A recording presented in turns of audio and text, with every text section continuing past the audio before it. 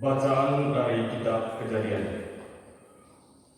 Sesudah itu berfirmanlah Allah kepadamu dan kepada anak-anakmu yang bersama-sama dengan dia, camkanlah, aku mengadakan perjanjian dengan kamu dan keturunanmu, dan dengan segala makhluk hidup yang ada besertamu, yakni burung-burung, ternak, dan binatang-binatang liar di bumi, segala yang keluar dari matamu, segala binatang di bumi. Maka kuadakan perjanjianku dengan kamu, bahwa sejak kini segala yang hidup takkan dilenyapkan oleh air bah, dan tidak akan ada lagi air bah untuk memusnahkan bumi. Dan Allah berfirman, inilah tanda perjanjian yang kuadakan antara aku dan kamu, serta segala makhluk hidup yang ada sertamu turun-temurun untuk selama-lamanya. Busurku akan kutempatkan di awan sebagai tanda perjanjian antara aku dan bumi. Apabila kemudian kuletakkan awan di atas bumi dan busur itu tampak di awan, maka aku akan mengingat perjanjianku yang telah kuadakan dengan kamu dan dengan segala makhluk yang hidup, segala yang bernyawa, sehingga segenap air tidak lagi menjadi air bah untuk memusnahkan segala yang hidup. Demikianlah sabda Tuhan.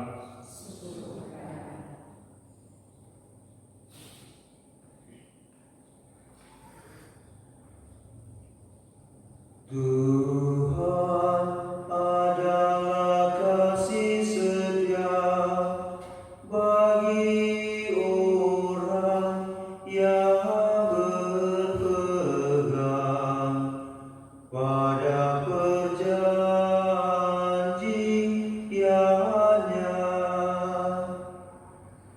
Tuhan adalah kasih setia bagi orang yang berpegang pada perjanjiannya.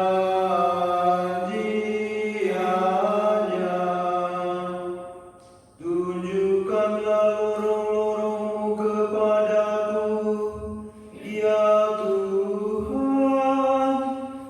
Bawalah aku berjalan dalam kebenaran-Mu, dan ajarlah aku, sebab Engkaulah Allah yang menyelamatkan aku.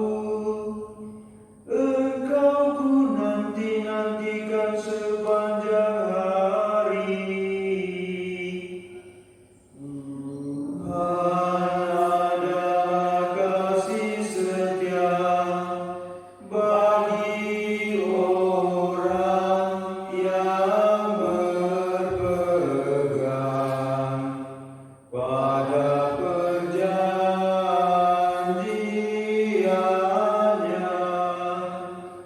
Ingatlah segala rahmat dan kasih setia-Mu, ya Tuhan, sebab semuanya itu sudah ada sejak purbakala. Tetapi ingatlah kepadaku sesuai dengan kasih setia-Mu, oleh karena kebaikan-Mu, ya Tuhan. Tuhan adalah kasih setia bagi orang yang berpegang pada perjanjiannya.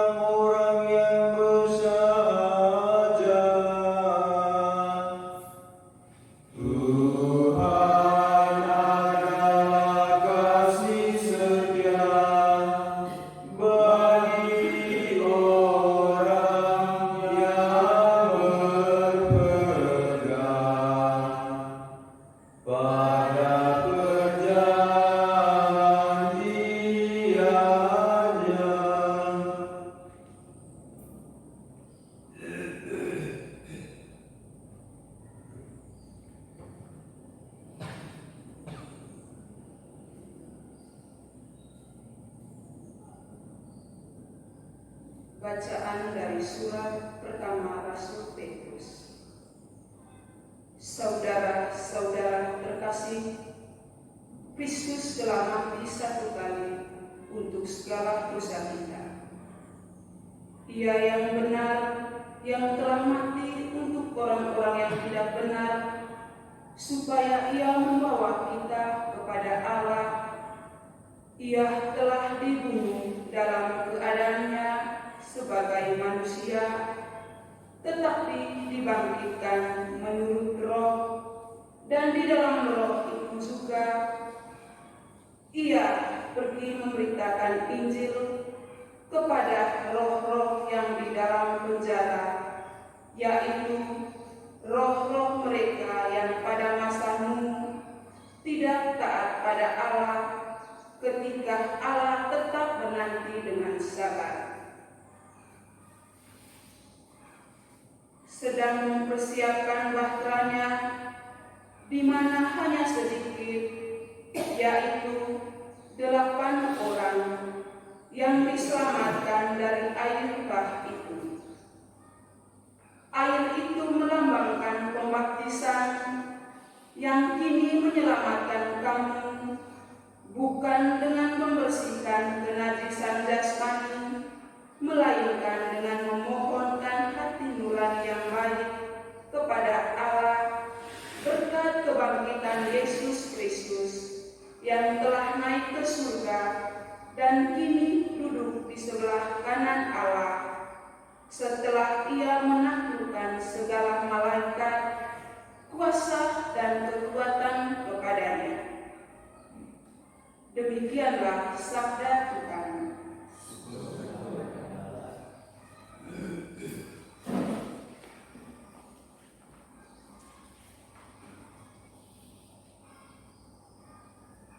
Terpujilah Kristus Tuhan, Sang Raja, kemuliaan kekal.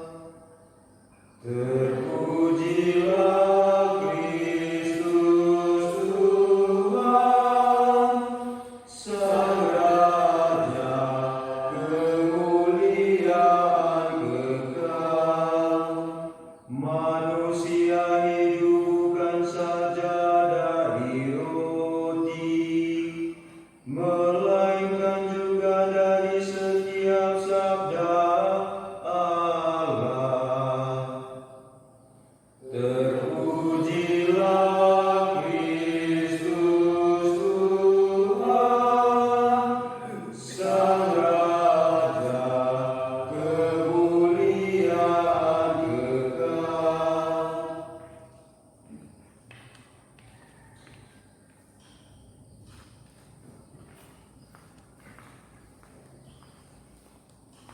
Tuhan sertamu.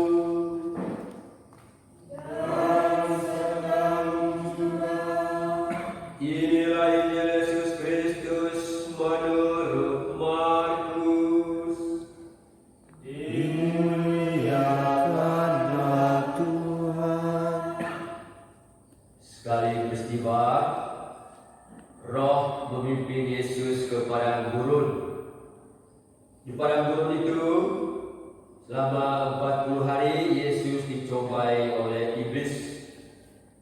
Ia tinggal bersama dengan binatang-binatang liar dan malaikat-malaikat melayani dia. Sesudah Yohanes Pembaptis ditangkap, datanglah Yesus ke Galilea memberitakan Injil Allah. Katanya, saatnya telah genap, kerajaan Allah sudah dekat. Bertobatlah dan percayalah kepada Injil. Demikianlah Injil Tuhan. Terpujilah Kristus.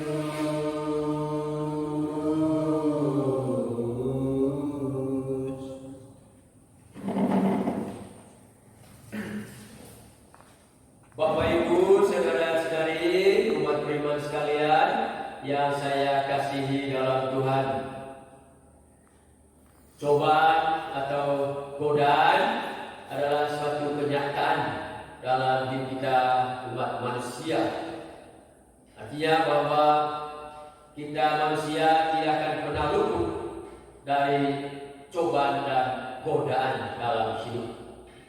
Bahkan Yesus sendiri pernah mengalami godaan atau cobaan iblis seperti dikisahkan dalam Injil hari ini. Diceritakan bahwa setelah pembaptisan di Sungai Yordan, Yesus dibawa oleh Roh Allah ke padang gurun. Dan padang gurun adalah simbol lambang dunia kegelapan, simbol kejahatan dunia iblis, tempat tinggal setan. Dan di padang gurun itu Yesus memang dicobai atau digoda oleh iblis, oleh setan. Dalam Injil Markus hari ini tidak disebutkan secara rinci jenis godaan yang dilancarkan oleh iblis, tapi dalam Injil Matius dan Injil Lukas disebutkan secara rinci 3 jenis godaan yang dilancarkan oleh iblis terhadap Yesus, yaitu godaan pertama mengubah batu menjadi roti. Kebetulan Yesus waktu itu sudah 8 kali. Ini sebuah godaan berkaitan dengan kehidupan ekonomi. Dan yang kedua, godaan supaya Yesus menyembah iblis setan itu, supaya mendapatkan kekuasaan yang bisa menguasai seluruh dunia. Dan yang ketiga, godaan supaya Yesus melompat dari hubungan baik Allah dengan suatu keyakinan bahwa Allah akan menatang dia, kakinya tidak akan sentuh di tanah, tidak akan hancur binasa.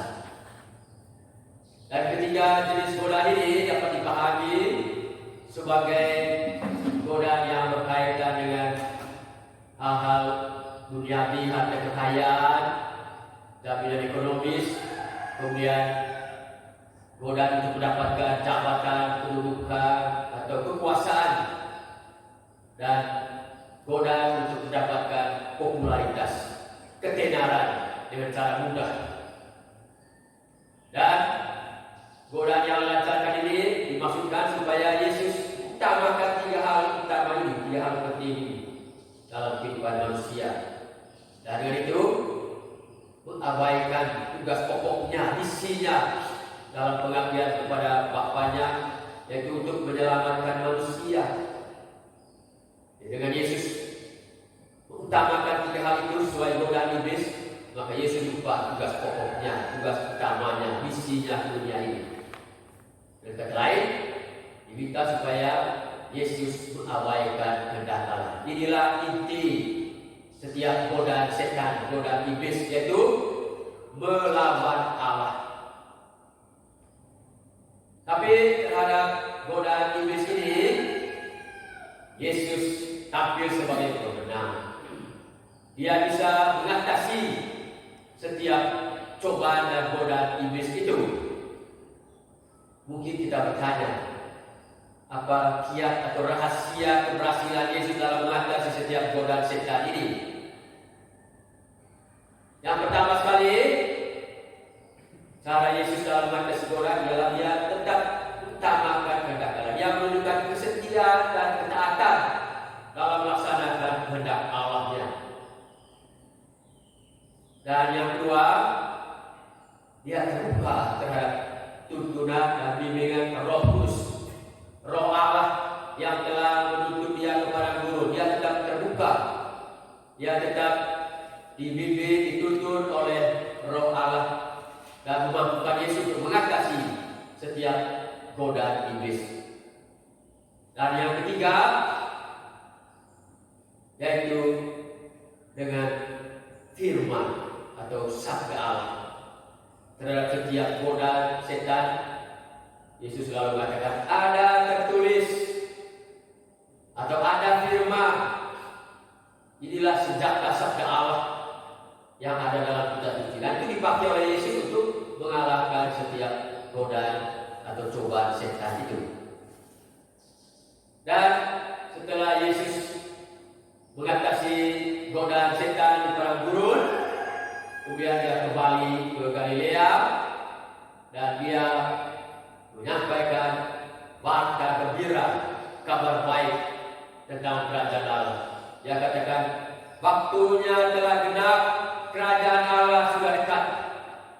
bertobatlah dan percayalah kepada Injil.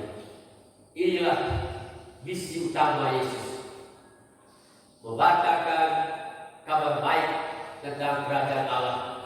Dan untuk bisa mendapatkan dan mengalami kerajaan Allah ini, orang harus bertobat, orang harus percaya kepada Injil yang diberitakan oleh Yesus. Bapak Ibu, saudara-saudari, umat beriman yang saya kasihi,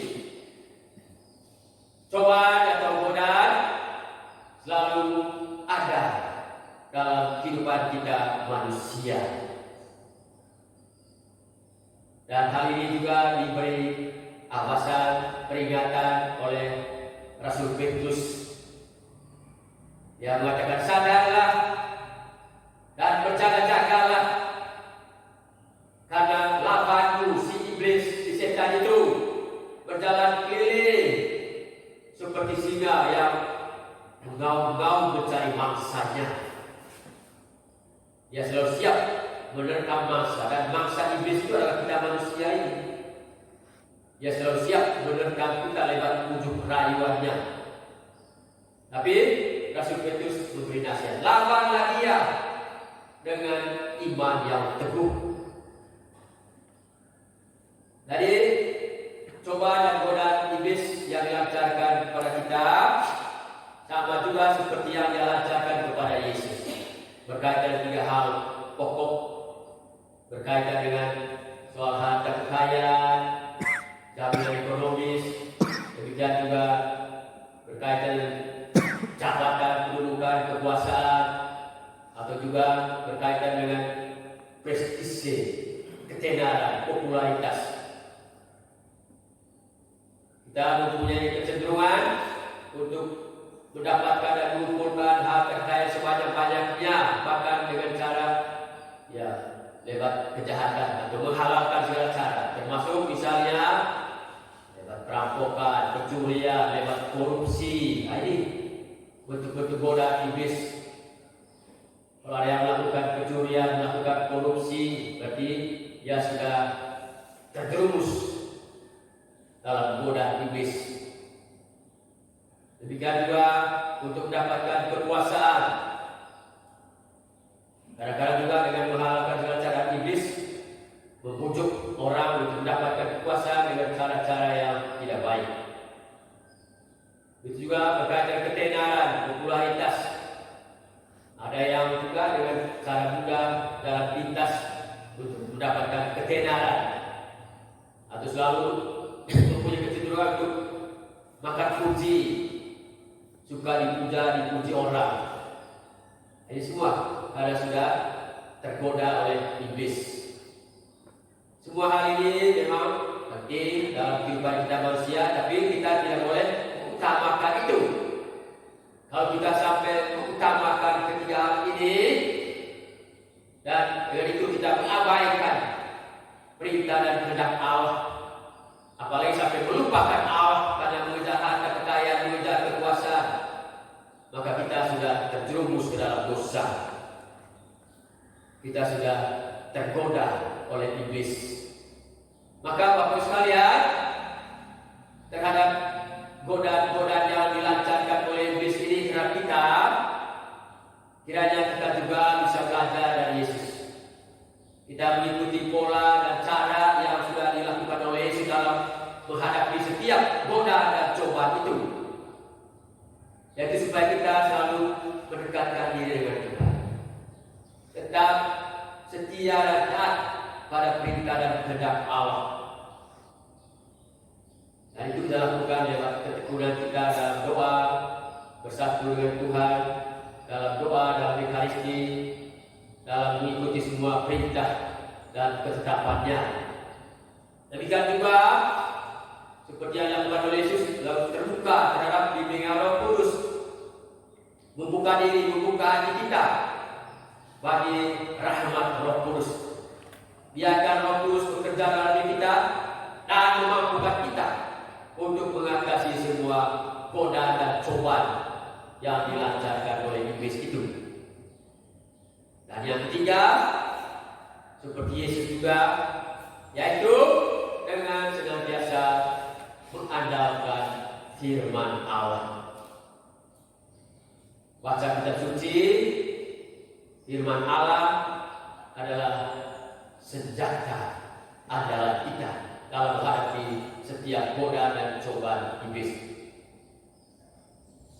Kalau ada saat tertentu di mana iblis mau menggoda kita untuk melakukan kejahatan, buka kitab suci.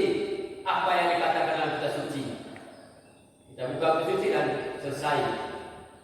Kita tidak jadi melakukan kejahatan yang sudah direncanakan oleh iblis itu. Ini senjata sabda Allah yang ada dalam kitab suci yang sudah dipakai oleh Yesus dalam mengatasi godaan setan. Semua kita juga bisa melakukan hal yang sama. Dan Bapak Ibu sekalian, kepada kita juga sudah dikatakan tentang Injil, kabar baik, kabar gembira keselamatan tentang kerajaan Allah.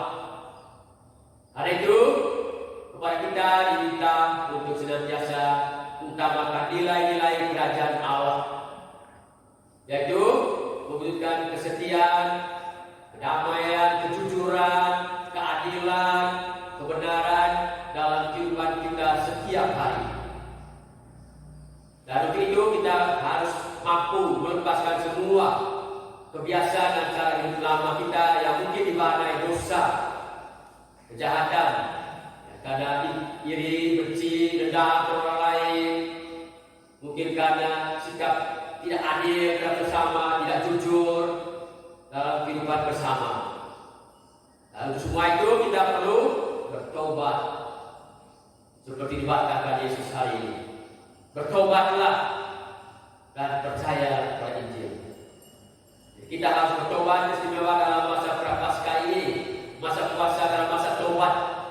Kita manfaatkan masa berahmat ini dengan sungguh-sungguh membangun sikap tobat dalam hati kita, melepaskan semua keinginan tak teratur, kecenderungan jahat dalam diri kita, dan kita membaharui hidup kita. Sehingga dengan demikian Bapak Ibu sekalian, masa Prapaskah, masa puasa, masa tobat ini sungguh-sungguh ada maknanya dan ada manfaatnya untuk kehidupan kita, yaitu mendatangkan keselamatan bagi kita.